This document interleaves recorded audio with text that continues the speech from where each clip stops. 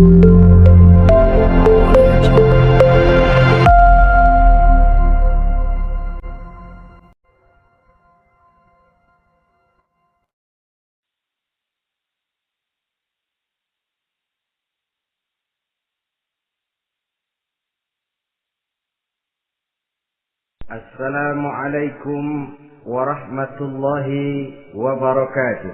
Waalaikumsalam warahmatullahi wabarakatuh. Bismillah walhamdulillah wassalatu wassalamu ala sayyidina Rasulillah wa ala alihi wa sahbihi wa mawalah. La hawla wa la quwwata illa billah, amma ba'du. Saudara-saudara kaum muslimin yang berbahagia, di dalam kehidupan ini kita senantiasa mengambil i'tibar, contoh dan teladan dari orang-orang sebelum kita. Itu sebabnya kepada baginda Nabi kita Muhammad sallallahu alaihi wasallam Allah Subhanahu wa taala menjelaskan cerita para nabi sebelum beliau dalam ayat "Tsumma naqussu 'alaika min anba'ir rusuli ma nusabbitu bihi fu'adak." Demikianlah kami ceritakan kepadamu wahai Muhammad sebagian dari kisah para rasul-rasul sebelum kamu yang dengan itu akan memperkuat hatimu, meneguhkan keyakinanmu dan memantapkan pendirianmu. Inilah manfaatnya belajar dari sejarah. Jadi jangankan kita, baginda Nabi sendiri pun oleh Allah Subhanahu wa taala diceritakan sejarah para nabi sebelum beliau yang dimusuhi oleh umatnya, yang dicaci maki oleh kaumnya, yang terusir dari kampung halamannya, bahkan sampai ada yang terbunuh oleh umatnya. Itu seluruhnya merupakan i'tibar ma nusabbitu bihi fu'adak, untuk memantapkan langkahmu, meneguhkan keyakinanmu dan menguatkan pendirianmu menghadapi perjuangan ini. Sehubungan dengan itu, pada pertemuan kali ini Al-Fakir ingin menyampaikan satu cuplikan kecil dari kehidupan seorang sahabat utama baginda Nabi, yaitu Sayyidina Umar ibn al-Khattab radhiyallahu anhu. Beliau adalah Umar bin Khattab bin Nufail bin Abdul Uzza dari suku Quraisy golongan Bani Adi. Perawakannya tinggi, kekar dan gagah, melambangkan sifatnya yang pemberani, tegas, dan tidak pernah kenal takut kepada siapapun. Sebelum mendapat hidayah, Umar bin Khattab termasuk orang yang berdiri di barisan orang-orang yang memusuhi umat Islam. Ia terperangkap dalam tradisi jahiliyah, di mana gemar berperang dan bermabuk-mabukan juga merupakan hal-hal yang pernah dilaksanakan dalam kehidupannya sebelum beliau masuk ke dalam agama Islam. Oleh karena itu, dalam kehidupan beragama, hidayah merupakan sesuatu yang penting. Bagaimanapun banyaknya dosa dan kesalahan yang telah dilakukan oleh seseorang, tidak seharusnya menyebabkan ia putus asa dari rahmah Allah. Sebaliknya, bagaimanapun banyak kebajikan dan kebaikan yang sudah dikerjakannya, tidak perlu membuat dia besar hati, puas, bangga, apalagi menjadi lalai karenanya. Sebab kita belum tahu akan bagaimana ujung perjalanan dari kehidupan kita ini. Saudara-saudara, kisahnya pun masuk Islam merupakan peristiwa yang menarik. Pada satu hari, dengan pedang terhunus, Umar bin Khattab menuju Darul Arqam, tempat di mana baginda Nabi biasa berkumpul dengan para sahabat. Melihat mukanya yang beringas, matanya yang nanar, orang sudah menyangka dan mengerti ini tentu akan terjadi pembunuhan. dalam perjalanan menuju Darul Arqam, Umar bertemu dengan Nu'aim bin Abdullah. Nu'aim bertanya, "Ya Umar, mau kemana ente?" "Mau membunuh itu, si murtad itu," katanya. "Si murtad yang mana?" "Yang mana lagi? Itu yang memecah belah kita, yang menghina berhala-berhala kita, yang menjelek-jelekkan nenek moyang dan keturunan kita. Siapa lagi kalau bukan Muhammad?" Kata Nu'aim, "Umar, enggak salah. Tidak salah lagi." "Salah Umar." "Salah kenapa? Apa kamu enggak malu? Kamu mau pergi membunuh Muhammad, sementara adikmu sendiri Fatimah, dia sudah termasuk salah seorang pengikut Muhammad." Mendengar ini, muka yang memang tadinya sudah marah dan merah, tambah jadi kelabu. Bukan main mangkalnya Umar bin Khattab.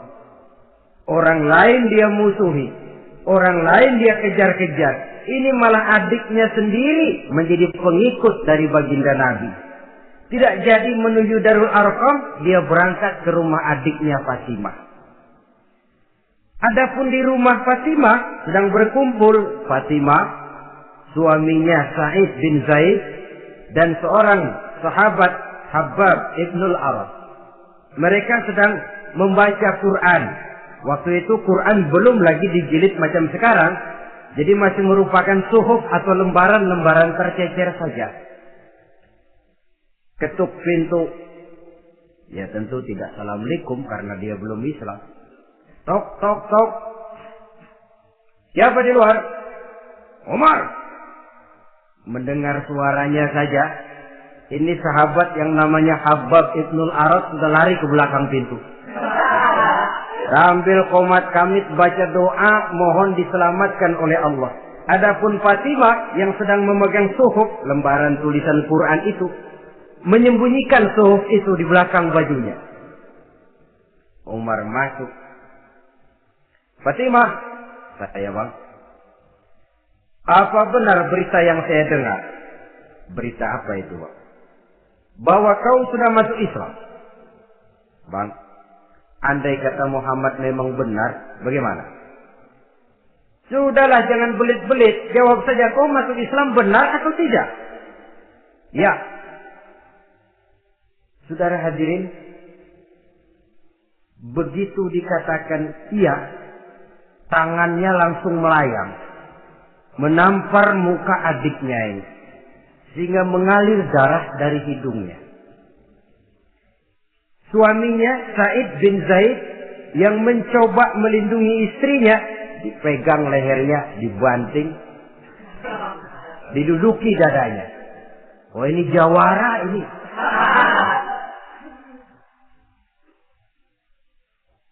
Namun pada saat sedemikian, suara kebenaran terpantul dari mulut Fatimah, adik dari Umar bin Khattab ini. "Umar, apakah engkau memukul orang yang bersaksi bahwa tidak ada Tuhan melainkan Allah dan Muhammad Rasulullah? Apakah engkau menganiaya seseorang yang terpanggil untuk mengikuti kebenaran? Manusia macam apa engkau, Umar?" Saudara, memang dia orang keras, tapi hatinya mudah menerima kebenaran. Sehingga mendengar kalimat adiknya ini tercenung dia sejenak. Melongo, bengong kata anak sekarang. Ini kalau tidak karena keyakinan yang mantap, tidak mungkin orang ini, anak adik saya ini bicara macam begini. "Umar, mengapa engkau memukul orang yang bersaksi bahwa tidak ada Tuhan melainkan Allah dan Muhammad Rasulullah? Mengapa engkau pukul orang yang mengikuti kebenaran, menerima hidayah dari Allah?" Begitu yakin dan mantapnya, walaupun di tengah satu hal yang sangat menakutkan. Siapa yang tidak takut orang Quraisy berhadapan dengan Umar bin Khattab yang dikenal sebagai singa padang pasir pada waktu itu. Malahan dia termasuk salah seorang jagoan di tradisi masyarakat jahiliyah itu. Ada satu pasar yang namanya pasar Ukaz. Tiap tahun di pasar itu diadakan pesta. Pertama pertandingan syair, Jadi penyair waktu itu jadi kebanggaan. Syair-syair yang menang itu digantung di dinding Ka'bah. Jadi setiap suku akan bangga kalau mempunyai ahli syair yang hebat. Nah, lalu diadakan juga lah perlombaan balap kuda, memanah, termasuk gulat. Lah Umar ini tiap kali pertarungan mesti menang. Belum pernah ada yang berhasil mengalahkan dia. Jawara. Saudara-saudara, mendengar adiknya begitu mantap hatinya, apalagi ketika adiknya berkata begitu, suhuf lembaran yang disembunyikan di belakang bajunya tersembul. Apa yang kau sembunyikan di balik bajumu itu? Suhuf. Apa suhuf itu? Lembaran Al-Quran. Coba saya lihat. Enggak boleh. Kenapa? Kamu kotor. Orang kotor tidak boleh megang Quran. Saya mau lihat. Enggak boleh. Kalau kamu mau lihat, mandi dulu. Diturutinya permintaan adiknya itu. Lalu diambilnya suhuf tadi. Dia baca. Kebetulan ayat yang dibacanya ayat pertama dari surah Toha yang berlanjut dengan ayat 14 pada surah yang sama. Dia baca, Bismillahirrahmanirrahim. Toha, ma anzalna ilaikal Qur'ana litasqa illa tazkiratan liman yakhsha. Toha, tidaklah aku turunkan Al-Quran ini untuk bikin sukar manusia, melainkan merupakan pengingat bagi orang-orang yang takut kepada Allah. Lalu pada ayat ke-14, Innani anallahu la ilaha illa ana fa'budni. Sesungguhnya akulah Allah, tidak ada Tuhan melainkan aku, maka hendaknya hanya kepadakulah kamu menyembah. Wa aqimis salata li dzikri, dirikanlah salat untuk mengingat aku. Inna sa'ata atiyatun akadu ukhfiha litujza kullu nafsin ma tas'a. Sesungguhnya kiamat itu pasti akan datang, yang sengaja waktunya kami tidak beritahukan kepada kamu semua, untuk kami balas segala setiap orang tentang apa saja yang telah mereka lakukan dalam kehidupan di dunia ini. Setelah membaca ayat ini, gemetar tangannya. Ini sih nggak main-main ini. Ini belum pernah saya baca ajaran semacam ini. Tidak patut orang yang mempunyai kitab suci semacam ini dimusuhi. Ini sesuatu yang benar, tergetar jiwanya. Hei, Fatimah, Muhammad di mana Muhammad? Saya tidak akan memberitahu kepada kamu. Di mana? Saya tidak akan memberitahu. Lebih baik kau bunuh saya kalau memang maksudmu mau mencelakakan Muhammad. Sama sekali saya tidak akan mencelakakan dia, Fatimah. Kasih tahu saja, di mana dia? Darul Arqam. Bergegas dia menuju Darul Arqam. Di dalam Nabi memang sedang kumpul dengan para sahabat. Termasuk ada Sayyidina Hamzah yang juga terkenal jawara juga. Ketuk pintu. Ketuk pintu. Siapa di luar? Umar. Di dalam ini geger sebagian sahabat. Umar datang ini pasti bencana. Umar datang, wah, kalau istilah kampung, kerok dan urusan.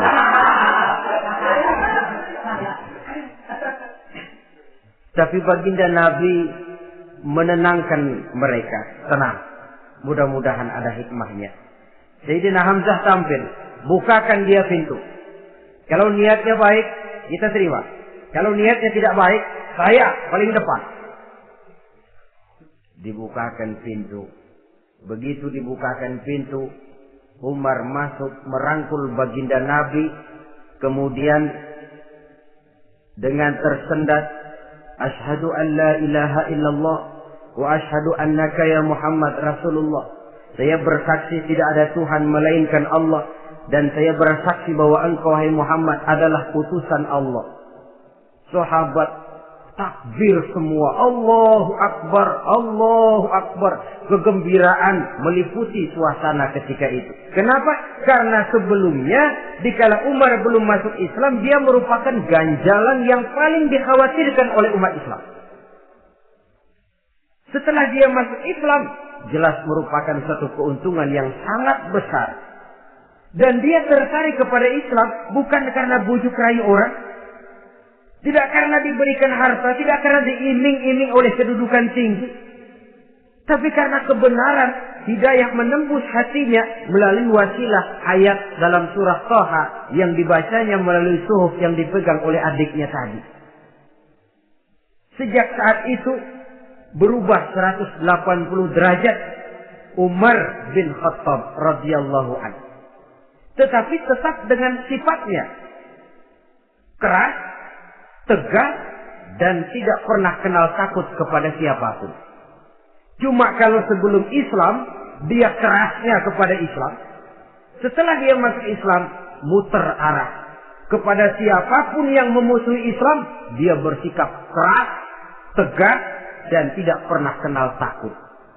Bahkan setelah beliau masuk Islam, satu hari ketika di Darul Arqam kumpul-kumpul, waktu itu Nabi belum berdakwah secara terbuka karena pengikut masih sedikit.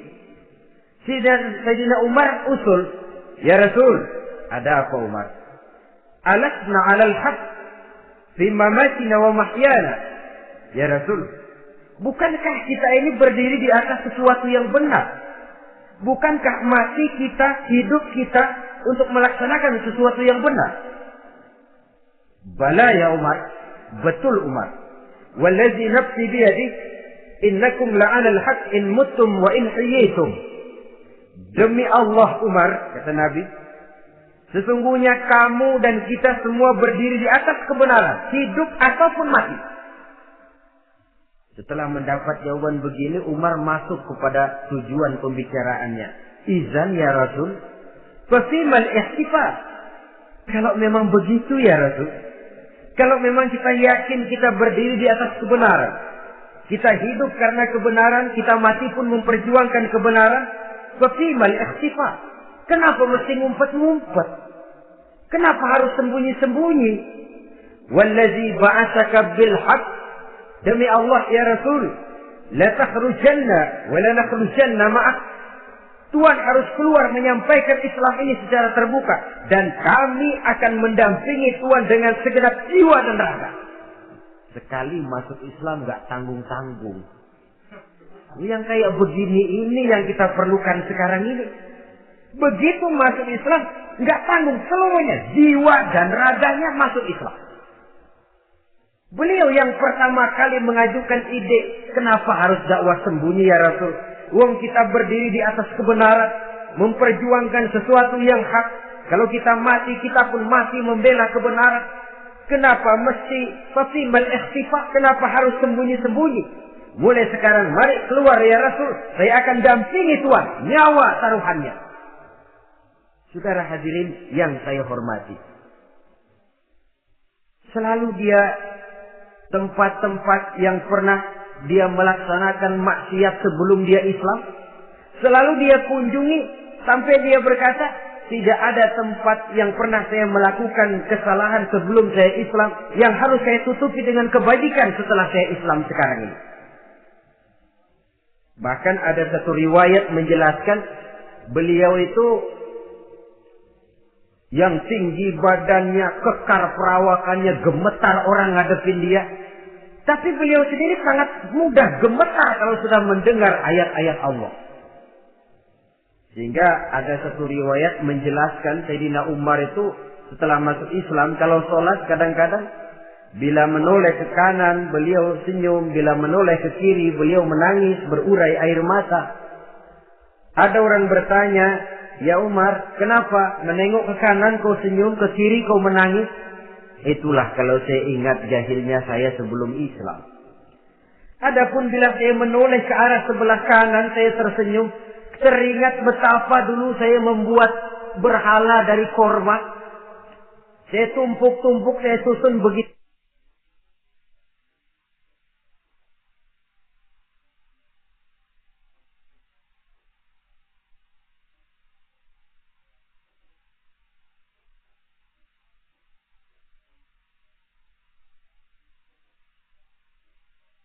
itu rupa.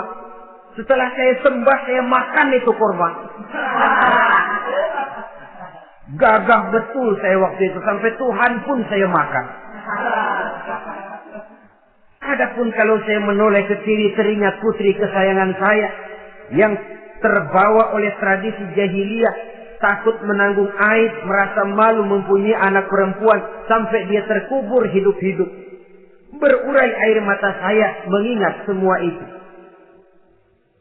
Padahal Nabi sudah memberikan jaminan. Sebab saudara, jangan lupa, orang kafir masuk Islam, dalam Islam itu dihitung dari bayi lagi. Dari nol, itulah untungnya. Jadi misalnya sudah 60 tahun, dari kecil sampai 60 tahun kafir. Umur 61 masuk Islam. Nah, sejak umur 61 itulah yang dihisab oleh Allah. 60 tahun ke bawah gratis bersih pemutihan. Istimewa betul. Tapi jangan lalu diniatin, gua kafir aja. Nanti sudah tua-tua mau giliran mati baru Islam. Nah, itu diniatin lain. Ini yang karena faktor hidayah, saudara-saudara. Nah, cintanya kepada baginda Nabi luar biasa. Dalam setiap pertempuran beliau selalu di front terdepan. Bahkan demikian cintanya sampai ketika hari di mana baginda Nabi wafat, saudara-saudara. Disampaikan berita wafat Nabi kepada Umar. Ya Umar, baginda Nabi sudah wafat. Kamu ngomong apa? Baginda Nabi sudah wafat. Bukan sedih, nyabut pedang, keluar matanya melotot. Siapa yang bilang Muhammad mati, saya tabak batang lehernya.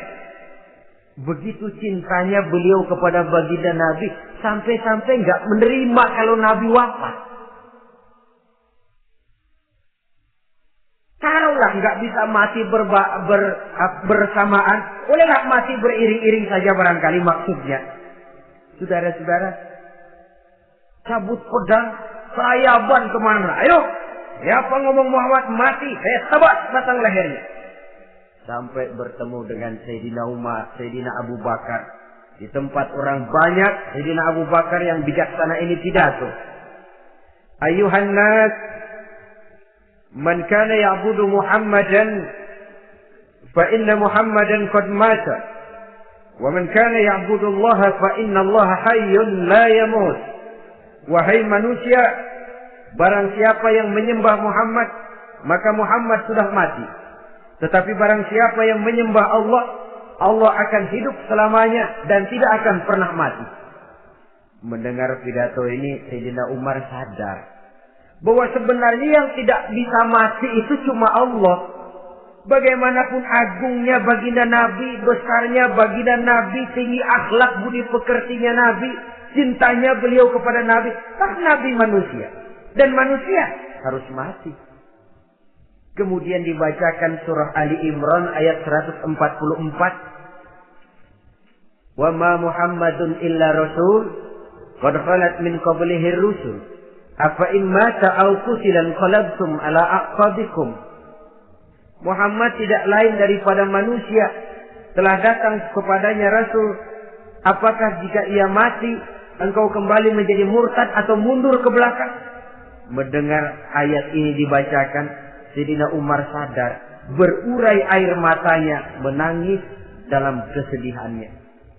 Ini cintanya yang demikian tinggi kepada baginda Rasulullah Sallallahu Alaihi Wasallam. Begitulah seluruh kesalahan yang dia lakukan pada saat sebelum dia masuk Islam, berusaha dia tutupi dan dia tebus dengan segala kebaikan, pengabdian, perbuatan soleh setelah dia masuk Islam. Sehingga diajarkan oleh baginda Nabi, ittaqillaha haitsu ma kunta wa atbi'i sayyi'atal hasanata tamhuha wa khaliqin nasa bi khuluqin hasanin. Bertakwalah kamu kepada Allah, kata Nabi, dimanapun saja kamu berada. Jadi takwa tidak kenal tempat. Dimanapun saja kamu berada, bertakwalah kepada Allah. Di rumah takwa, di pasar takwa, di kantor takwa, di tengah orang banyak takwa, pada waktu sendirian takwa. Ittaqillaha haitsuma kunta. Bertakwalah kau kepada Allah dimanapun saja kamu berada. Jangan takwa pakai tempat. Di masjid takwa, di kantor nyolong. Itu tidak haitsuma kunta yang diajarkan oleh Nabi. Dimanapun kamu berada, bertakwalah kepada Allah. Wa atbi'i sayyi'atal hasanah tamhuha. Dan iringi perbuatanmu yang salah dengan kebaikan. Jadi kalau satu saat terselip kita berbuat salah, cepat iringi dengan kebaikan. Tamhuha, dengan harapan kebaikan yang kita kerjakan akan menutupi dosa yang terselip kita lakukan. Ngomongin orang, astagfirullahaladzim, banyak istighfar. Istighfarnya mudah-mudahan bisa nutupin dosa karena ngomongin orang. Tapi jangan lalu tambah sulap. Ngomongin orang istighfar, terus ngomongin lagi istighfar lagi. Itu tentu tidak bisa dengan cara begitu. Barangkali terselip pernah mengambil harta orang tanpa alasan yang hak, imbangi dengan rajin sedekah misalnya. Barangkali pernah menyakiti hati orang, imbangi dengan perbuatan yang bisa menyenangkan hati orang lain. Itu namanya mengiringi perbuatan yang bersifat salah dengan kebajikan. Ini yang dilakukan oleh Sayyidina Umar. Setiap pelosok hampir dia datangi. Tempat-tempat di mana dia pernah melakukan kesalahan sebelum Islam, di sana dia tegakkan kebajikan dan kebaikan. Kegagahannya, keperkasaannya, keberaniannya sepenuhnya bulat-bulat sudah diwakafkan untuk kepentingan Islam. Saudara hadirin yang saya hormati, diperlukan orang-orang yang punya keberanian macam Sayyidina Umar. Berani karena panggilan hidayah, bukan berani babi. Berani juga babi, cuman nyeruduk. Artinya berani yang tanpa pertimbangan. Berani yang tanpa pertimbangan pada akhirnya akan menyulitkan kita sendiri. Beliau gagah, beliau berani, beliau punya kekuatan, beliau punya wewenang. Dan itu dimanfaatkannya untuk menjadi backing baginda Nabi kita Muhammad sallallahu alaihi wasallam. La takhrujanna wa la nakhrujanna ma'ak ya Rasul. Ya Rasul, keluar, sampaikan dakwah secara terbuka. Saya akan mendampingi Tuhan. Jika ada yang ganggu Tuhan, saya paling depan. Backing yang mendampingi Rasul untuk menyampaikan risalah Islamiyah ini. Saudara hadirin yang saya hormati, wa khaliqin nasa bi khuluqin hasanin, kata Nabi. Dan pergaulilah manusia dengan akhlak yang baik, karena dengan ini kau bisa mengambil hati orang. Dalam hadis lain katakan, innakum la tas'una an-nasa bi amwalikum walakin yas'uhum minkum bastul wajhi wa husnul khuluq. Kamu tidak akan bisa menyenangkan orang banyak dengan hartamu, tapi kamu bisa ambil hati mereka dengan budi pekerti yang luhur dan muka yang manis. Dengan harta belum tentu kita bisa menyenangkan semua orang. Tapi budi pekerti yang luhur, muka yang manis, itu yang akan bisa membuat kau menyenangkan orang banyak.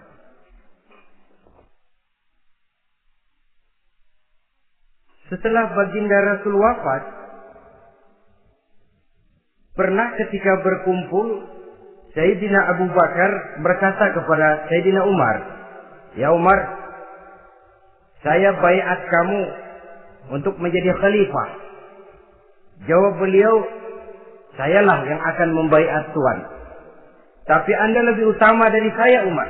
Keutamaan saya akan saya berikan kepada Tuhan untuk mendukung kekhalifahan Tuhan." Di sini kelihatan wataknya yang tidak ambisius. Gagah, berani, perkasa, tapi tahu diri. Enggak nyelonong. Tidak menggunakan kekuasaannya, kegagahannya untuk maksud yang sewenang-wenang. Oleh karena itu setelah Sayyidina Abu Bakar wafat, beliau dilantik menjadi khalifah, keluarlah pidatonya yang terkenal. Ayuhan nas, inni qad wullitu alaikum, walastu bi khairikum. Hai manusia, aku telah dipilih menjadi pemimpin kamu. Padahal aku bukanlah orang yang terbaik di antara kamu. Kalau tidaklah karena aku melihat keutamaan, keteguhan yang dapat melindungi kalian, berat rasanya aku memikul amanah ini. Sebab apa? Alangkah beratnya menunggu datangnya perhitungan di akhirat nanti terhadap Umar. Ini yang jadi motifnya memegang jabatan khalifah. Sungguh berat bagi Umar menunggu datangnya saat perhitungan. Sehingga seolah-olah kalau bisa lah jadi Umar bin Khattab saja, jangan jadi khalifah kalau bisa. Tapi moya umat sudah kadang memilih. Sehingga benar kalau dalam satu hadis Nabi pernah mengajarkan jangan memberikan satu jabatan kepada orang yang memintanya. Sebab orang kalau sudah minta jabatan, apalagi pakai jilat-jilat, pakai upeti-upeti, tentu ada tendensinya. Ada batu di balik udang. Kalau udang di balik batu kan mungkin nggak kelihatan, tapi kalau batu di balik udang kelihatan betul itu. Ada maunya, ambisinya. Jangan memberikan satu jabatan kepada orang yang memintanya. Seakan di batinnya Sayyidina Umar menyesali. Kenapa Umar nggak jadi Umar saja, kok mau jadi khalifah gitu. Alangkah berat perhitungan buat saya di akhirat nanti. Nah, setelah jadi khalifah, sebagai satu iktibar, saya akan mencoba mengemukakan beberapa sifatnya yang menonjol untuk pelajaran buat kita semua. Pertama, sikapnya terhadap keluarganya setelah beliau menjadi khalifah. Kedudukan sebagai keluarga Umar bin Khattab bukan merupakan kedudukan istimewa. Itu ditanamkan betul kepada keluarganya.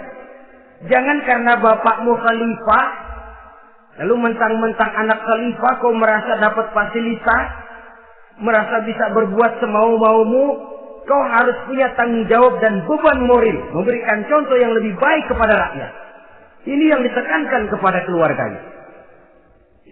Kalau beliau mau mengeluarkan undang-undang, undang-undang itu lebih dahulu dibicarakan di tengah keluarganya, kumpul anak-anaknya, ini akan ada undang-undang begini.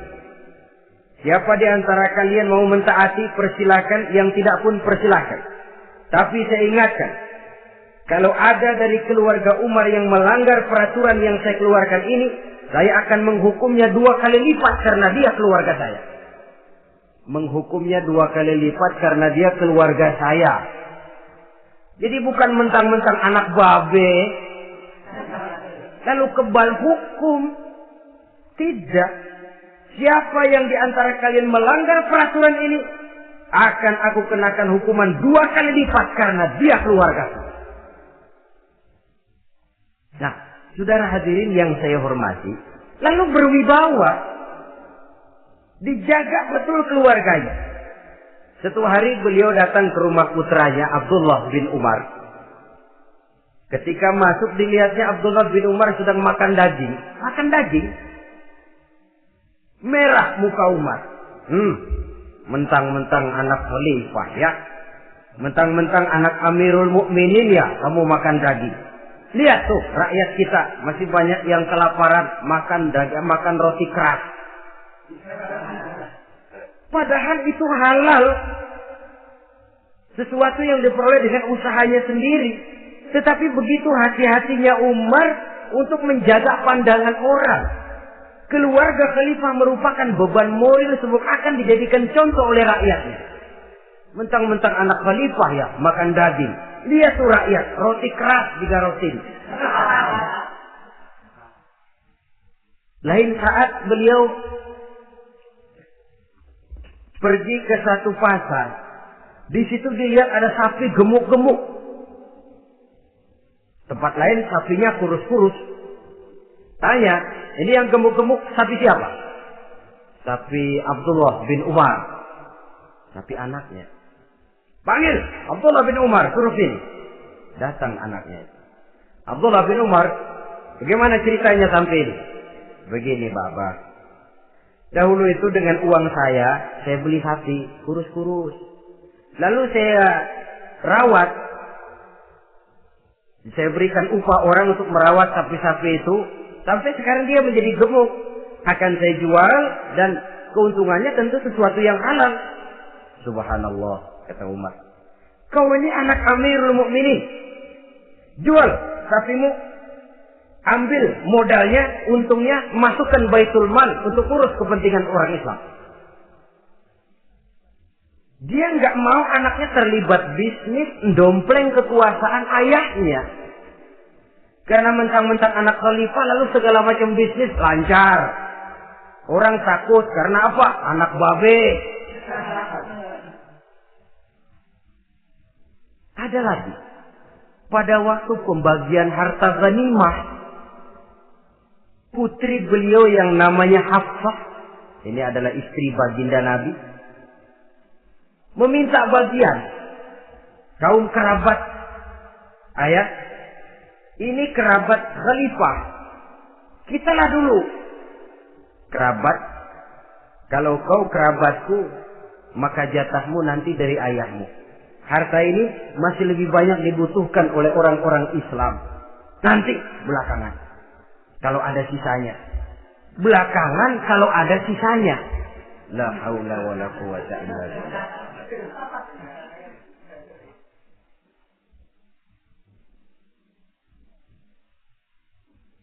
Saudara hadirin, itu terhadap keluarganya. Kemudian apa sifat-sifat yang menonjol dari kepemimpinannya? Pertama, kesederhanaannya. Beliaulah satu-satunya khalifah, Amirul Mukminin, setingkat presiden kalau sekarang, yang punya jubah cuma 2 dan 1 pun punya anaknya. Tambelan lagi. Pernah sholat Jumat terlambat. Beliau naik mimbar untuk khutbah, sebelumnya minta maaf dulu. Saudara-saudara, maaf saya terlambat nungguin baju kering. Seorang khalifah nungguin baju kering. Sederhana dalam kehidupannya. Mari kita ambil satu cerita lagi. Pada waktu beliau jadi khalifah, yang diangkat jadi gubernur di Mesir adalah Amr bin As. Amr bin As hidupnya lebih mirip kaisar. Istananya besar, pakaiannya bagus-bagus. Nah, yang paling mengganggu pikiran Amr bin As, di sebelah istananya ini ada gubuk reok kepunyaan orang Yahudi lagi. Ini nggak pantas bener, masa di samping istana gubernur ada gubuk reok. Orang Yahudi lagi yang punya. Ini mesti, udah, bikin saja rencana, panggil dinas tata kota, bikin planning. Di sini mau dibangun masjid, proyek negara. Bikin gambarnya, susun anggarannya, tender. Saudara-saudara, si Yahudi yang punya gubuk reot dipanggil. Yahudi, ada apa, Pak? Kamu tahu nggak? Enggak. Ya memang belum saya kasih tahu.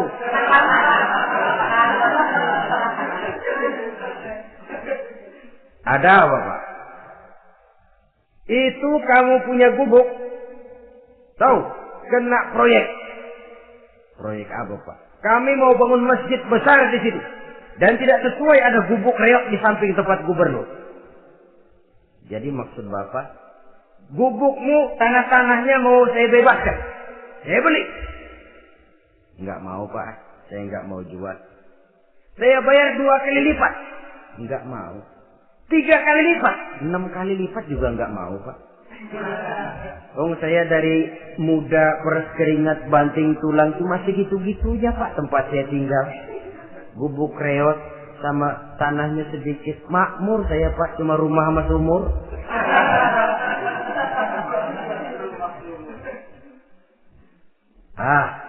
Ini Yahudi kelewatan juga.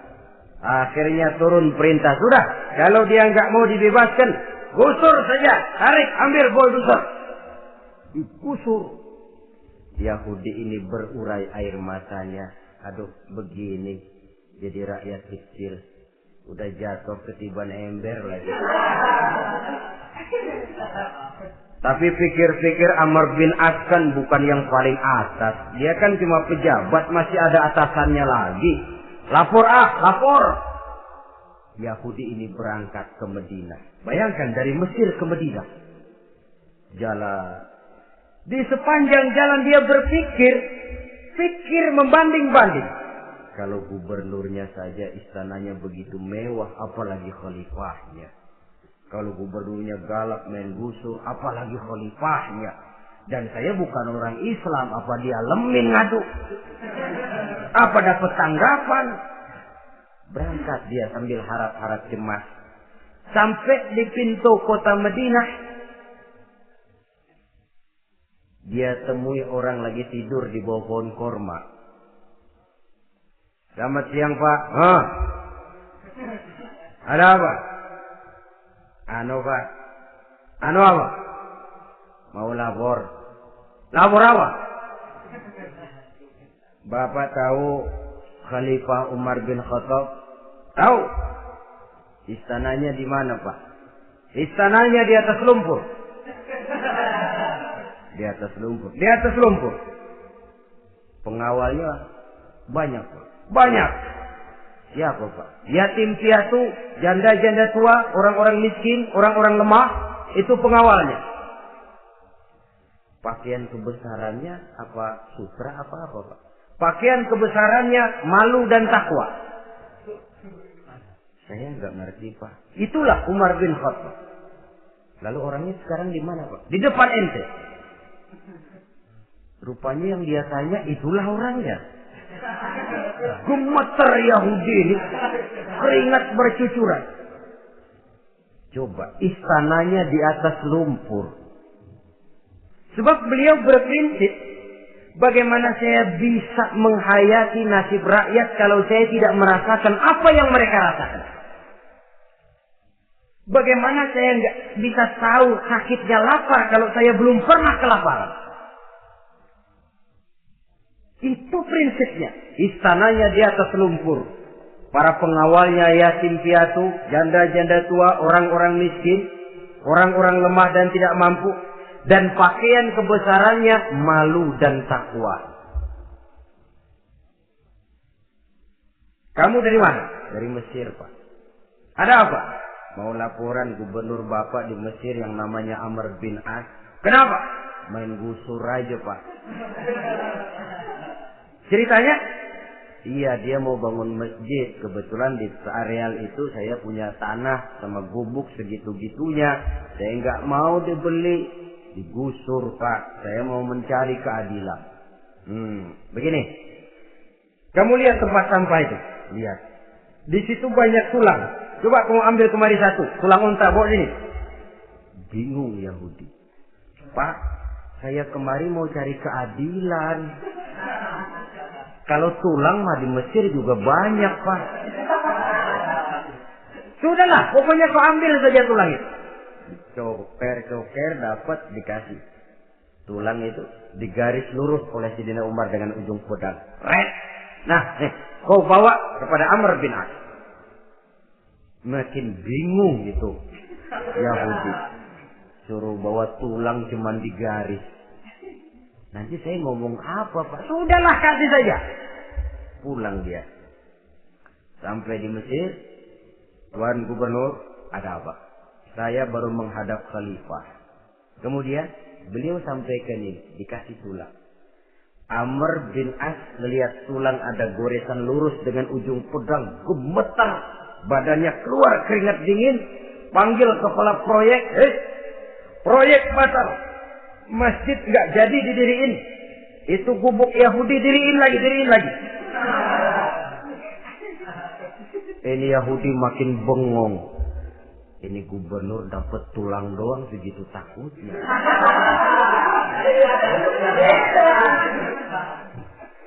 Ada apa sebenarnya Tuan Gubernur? Kamu tahu? Ini nasihat pahit buat saya dari Amirul Mukminin Umar bin Khattab. Seolah-olah beliau bilang, "Hai Amr bin As, jangan mentang-mentang sedang berkuasa ya. Pada suatu saat kau akan jadi tulang-tulang kayak begini. Maka mumpung kamu masih hidup dan berkuasa, berlaku lurus dan adillah kamu seperti lurusnya garis di atas tulang ini. Lurus, adil, jangan bengkok. Sebab kalau kamu bengkok, nanti aku yang luruskan pakai pedangku."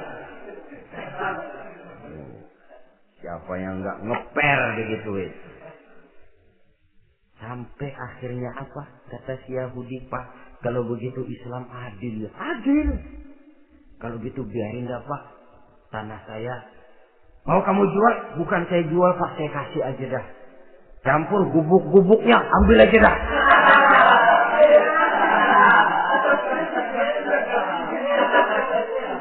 Masuk Islam di Yahudi ini oleh karena keadilan dari Umar bin Khattab. Begitulah kesederhanaan hidupnya. Sampai saudara, yang ironi betul, pernah Utsman bin Affan, Ali bin Abi Thalib, Thalhah dan Zubair kumpul mendengar berita bahwa Sayyidina Umar ini punya hutang. Bayangkan, seorang khalifah untuk melangsungkan hidupnya sampai punya hutang.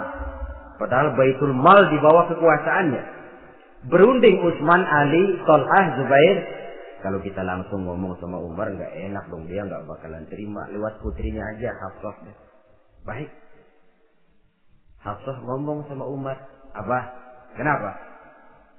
Bagaimana kalau honor Abah ditambah, ditingkatkan supaya hutang bisa ketutup?" "Hafsah, saya Abah." "Siapa yang nyuruh kamu ngomong begitu?" "Enggak ada." "Ada. Saya tahu ada ini. Kalau enggak ada kamu enggak mungkin ngomong begitu. Tapi orangnya kalau saya tuntut mereka mungkin enggak mau. Sekarang saya mau tanya Hafsah, kau kan istri Rasul." "Betul."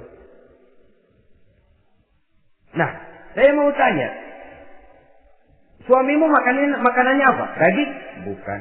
"Roti." "Tempat tidurnya kasur empuk?" "Bukan." "Kain kasar yang kalau musim panas kami bentangkan, kalau musim dingin separuh buat tidur, separuh buat selimut." "Pakaian yang dibelikan untukmu berapa banyaknya?" "Cuma 2. Nah, itu guru saya. Orang yang paling saya cintai. Dan itu yang saya ikuti. Bahkan setelah beliau wafat, Sayyidina Umar ini, hutangnya ditanggungkan kepada anaknya Abdullah bin Umar. Dan itu pun dilunasi dengan menjual rumahnya. Hingga rumahnya itu disebut Darul Qadha, rumah bayar hutang. Begitu kesederhanaannya. Jadi nggak pakai aji mumpung jadi khalifah lalu kayak ikan gurita, tangan yang mana aja megang. Itu kan mental monyet. Monyet itu kan begitu. Tangan megang kiri kanan, mulut ngawal, kaki megang, temennya dikasih masih ngerampas juga. Monyet rakus betul. Itu kesederhanaannya. Kenapa kesederhanaan yang timbul? Karena sikap zuhudnya. Zuhud itu tarkud dunia li ajlil akhirah. Orang yang mengambil dunia hanya yang diperlukan dengan lebih mengutamakan kehidupan akhirat. Watak zuhudnya yang sangat menonjol.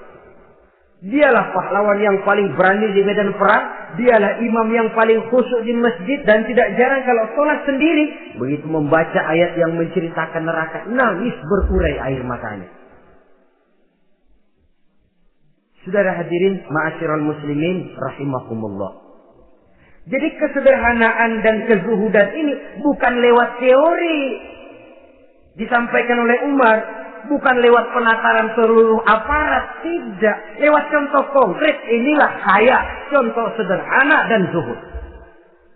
Bagaimana saya akan bisa merasakan penderitaan kalau saya sendiri tidak pernah menderita? Bagaimana saya akan tahu sakitnya lapar kalau saya belum pernah kelaparan? Maka tanpa penataran, tanpa upgrading segala macam, berhasil karena prinsip keteladanan. Beliau jadi contoh utama. Dan sumber utamanya tentu tidak lain karena contoh dari baginda Nabi besar Muhammad sallallahu alaihi wasallam. Dua, sederhana. Yang kedua, zuhud. Yang ketiga, sifat yang menonjol dari kekhalifahannya adalah adil. Kalau sudah bicara soal hukum, dia tidak pernah kenal kompromi. Adalah seorang pemuka Nasrani masuk Islam. Namanya Jabalah bin Aiham. Ketika dia bikin haji, kain ihramnya keinjak orang Arab yang hitam. Badui. Jengkel. Dia merasa bekas tokoh. Enak aja nih orang udah jelek nginjak lagi. Ditempelin orang tadi. Orang ini lapor kepada Umar. Panggil Jabalah bin Aiham. Panggil. Kau ditampar? Betul Khalifah. Tampar dia. Tampar lagi. Dipukul orang itu. Di depan Sayyidina Umar. Jadi tidak karena kau ini bekas kepala suku, kau ini bekas orang terhormat, lalu ada kebijaksanaan yang tidak bijaksana. Kebijaksanaan yang akhirnya jadi tidak bijaksana. Dan itu memang sudah dimulai dengan memblokir keluarganya. Tidak satu keluarganya pun yang boleh mempunyai perasaan bahwa menjadi keluarga khalifah merupakan fasilitas dan keuntungan. Kau jangan makan di atas punggungku. Kau jangan menikmati fasilitas di atas keringatku. Dan tidak ada keinginan mewariskan jabatan khalifah kepada anak-anaknya. Pernah beliau musyawarah. Saya bingung. Kenapa khalifah? Gubernur Kufah ini sulit nyari orang. Diangkat yang lemah, rakyat ngeluh. Diangkat yang keras, rakyat juga ngeluh. Ada calon khalifah. Kalau ini mah nggak salah lagi nih buat gubernur Kufah. Siapa? Abdullah bin Umar. Anak beliau sendiri. Melotot matanya. Jangan macam-macam kau. Cukup satu orang Umar memegang jabatan ini. Kalau berhasil, kami keluarga Umar sudah merasakannya. Kalau gagal, cukup kegagalan seorang Umar. Tidak berusaha mengorbitkan anaknya. Oh, anak babe diangkat jadi jadi ano. Tidak, malah diblokir. Cari yang lain. Tapi Abdullah bin Umar cukup syarat ya khalifah. Dia orang bertakwa dan soleh. Yang takwa dan soleh bukan cuma anak Umar. Anak orang lain juga banyak yang takwa dan soleh. Itu prinsipnya. Sehingga ketegasan ini membuat orang jadi sungkan. Dan tidak seorang pun berani kirim-kirim upeti hadiah. Oh, pernah itu ada pejabat dari Azerbaijan kirim makanan. Kue. Mending apa? Kue. Gitu dicicipi enak. Enak juga ya kue ini. Enak khalifah. Ini di sana apa makan rakyat biasa? Bukan. Ini makanan orang-orang fit. Nah. Dibungkus lagi itu kue. Dibungkus. Ontamu mana? Di luar. Ambil. Bawa pulang. Serahkan lagi kepada gubernur di sana. Kasih tahu. Salam dari Umar bin Khattab. Kenyangkan dulu rakyat. Dengan makanan seperti ini. Kita belakangan. Jadi kalau rakyat lapar, saya orang pertama yang akan merasakan kelaparan. Tapi kalau rakyat makmur, biarlah saya menjadi orang terakhir yang kenyang. Kan bagus prinsip itu. Jadi kalau rakyat kelaparan, saya akan jadi orang pertama yang merasakan lapar. Tapi kalau rakyat makmur, biar saya jadi orang terakhir yang kenyang. Jangan dibalik. Pada saat rakyat kelaparan, dia kekenyangan. Dan selanjutnya, sikap keadilannya ini, saudara-saudara, menyebabkan hukum lalu jadi berwibawa. Pernah beliau jalan-jalan di lorong kota Madinah, di tempat yang namanya Harah bersama Aslam. Ada ibu-ibu, anaknya nangis. Lapar mah. Sabar, dikit lagi matang katanya. Emang tuh ibu lagi ngerebus. Bunyi, air ngegulak. Lubuk. Umar lihati dari jauh. Belum juga matang. Ini anak dari nangis, lapar, sampai capek nangis, sampai tidur. Anak tidur, Umar samperin. Bu, emang masak apa sih kok nggak bisa matang? Saya nggak masak apa-apa tuan. Itu pating kerupuk apa? Ketika dibuka ya cuma air saja. Subhanallah, ibu sudah ngebohongi anak ibu sendiri. Habis harus bagaimana Tuan? Saya sudah nggak punya makanan untuk dimasak. Sementara perut nggak kenal kompromi. Jalan satu-satunya, ya terpaksa anak saya bohongi. Saya bilang sebentar lagi matang sampai dia tidur sekarang ini. Memangnya Khalifah Umar gimana sih ngurusi rakyat? Subhanallah, dia orang zalim. Dia yang memegang urusan kami, tapi dia tidak tahu nasib saya. Anak kelaparan, keluarga terlantar. Oh begitu. Iya. Zalim betul Umar bin Khattab.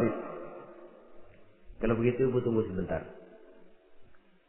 Dia pulang bersama Aslam menuju Baitul Mal. Dia ambil tepung 1 karung, dipikul sendiri.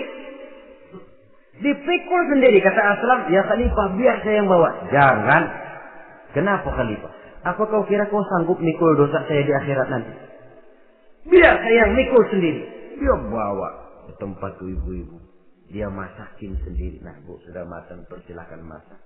Makan. Alhamdulillah Tuan. Mudah-mudahan Allah memberkahi Tuan. Tuan lebih baik dari Umar bin Khattab yang zalim itu. Memang sebenarnya Tuan siapa, kata si ibu? Saya. Iya. Saya ya Umar bin Khattab yang ibu bilang zalim itu. Gemetar si ibu. Gemetar si ibu. Tapi memang peka dan menghargai kritik orang. Tidak membungkam setiap orang yang nadanya sumbang atau berbeda. Kadang beliau berkata, saya khawatir karena orang terlalu segan dengan saya, lalu gak ada yang berani negur kalau saya salah. Kan begitu biasanya. Karena sudah terlalu segan, lalu semuanya orang mau diaminin saja. Asal dibilang gak benar, marah, jengkel. Lalu disingkirin, maunya diiyain, inggih, kula nuwun. Oke bos. Beliau bilang, saya khawatir kalau tidak ada orang yang mau menegur kesalahan saya jika saya terlanjur nanti. Itu muncul orang. Demi Allah, saya akan menegur Tuhan dengan pedang saya ini. Cerah mukanya, senyum bibirnya. Alhamdulillah, anak muda, saya memerlukan orang macam kau. Yang berani berkata ya terhadap yang benar dan tidak terhadap yang tidak benar, apa dan bagaimanapun resikonya. Di sini kelihatan sikap beliau menghadapi orang yang berbeda pendapat. Keadilan, keberanian dan ketegasan, cepat menerima kebenaran, merupakan serentetan dari sifat-sifat utama beliau sejak masuk Islam sampai menjadi khalifah yang kedua. Bahkan dengan jasa beliau, Islam kemudian tersebar, menembus dinding Jazirah Arabia, memasuki Bizantium dan Persia, sehingga beliau juga dikenal sebagai periode Al-Futuhat Al-Islamiyah. Nah, saudara-saudara, inilah cuplikan kecil dari kehidupan seorang agung dan besar yang memang sangat terbatas kata-kata untuk melukiskan kebesaran itu. Namun yang secuplik ini mudah-mudahan menjadi sumbangan moral dalam rangka kita memperbaiki diri menuju kehidupan yang lebih baik. Terima kasih banyak atas segala perhatian. Mohon maaf atas segala kekurangan. Usikum wa nafsi bitaqwallah. Wassalamualaikum warahmatullahi wabarakatuh.